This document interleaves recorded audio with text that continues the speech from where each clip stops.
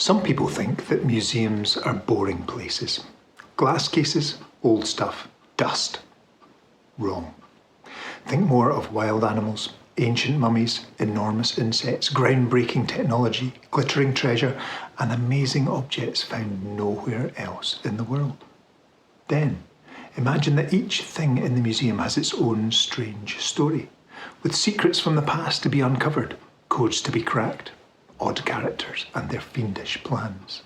Each one creating a job for a team of expert investigators, the Museum Mystery Squad.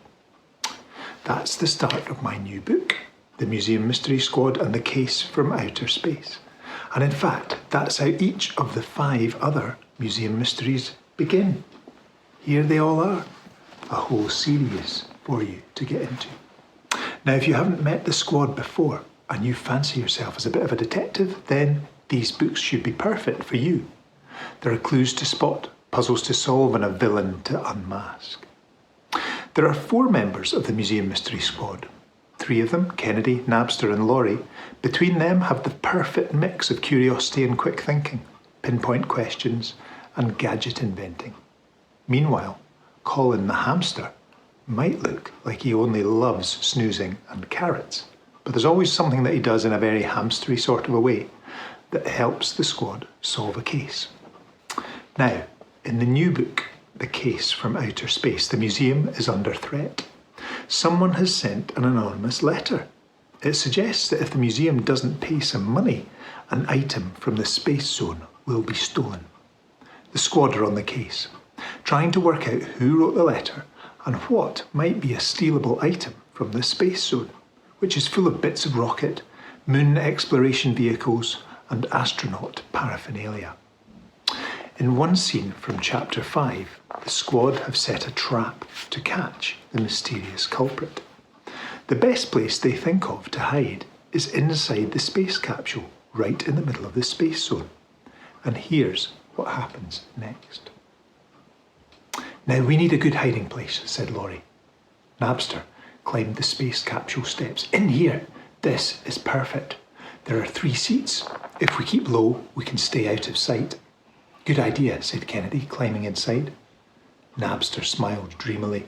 Surrounded by switches, buttons and levers, he was in gadget heaven. Is there a sofa anywhere? Asked Laurie, looking for his usual place to rest. Oh, look, that's clever. You can see out of the roof. He was nodding to a small glass panel connected to a periscope on top of the capsule.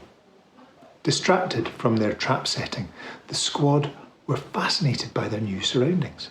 Laurie got comfy on the seat, while Kennedy spotted the button that activated the capsule's parachute, when suddenly, clang! The capsule door slammed shut. The squad all looked at each other. It wasn't me, said Laurie, who'd been last in. Kennedy looked bewildered. Napster reached over and pushed at the door, but nothing happened. He pushed harder. Still no movement. Has Gus come back yet? Gus? They hammered on the door to see if the security guard was still outside. Maybe he's trying to be funny, said Napster. Well, I'm not laughing, Kennedy frowned. Napster peered through the periscope. I can't see the room well, but there's no sign of him. At that moment, there was a darkening in the periscope's lens, a shadow-like movement right outside. What was that? Laurie asked urgently. Someone's out there, said Kennedy. What if it's the blackmailer? Can you see who it is? Asked Napster. The 3 friends jostled for position inside the tiny metal container. Eventually, each managed a moment with half an eye looking through the periscope, but it was impossible to see properly with the angle of the lens. At that moment, a loud voice echoed around their heads, and a red light flashed above. Prepare for liftoff. 20 seconds and counting. They stared at each other in fear. What's happening? What does it mean, liftoff? We need to get out. The capsule began to shudder. It's moving, shouted Kennedy. This isn't really happening, is it? Laurie's eyes were wide. The letter said the countdown is on, remembered Napster, and that something special might lift off. What if that something special is us? Panicking, the 3 friends strapped themselves in.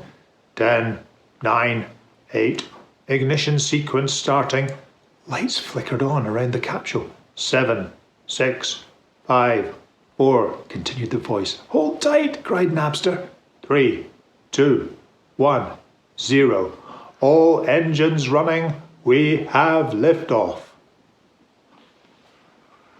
So there we have it. What will become of the Museum Mystery Squad? Will the precious items in the space zone be safe? Who is behind all of this mysterious activity?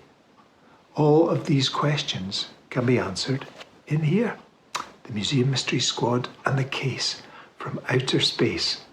I hope you enjoy it.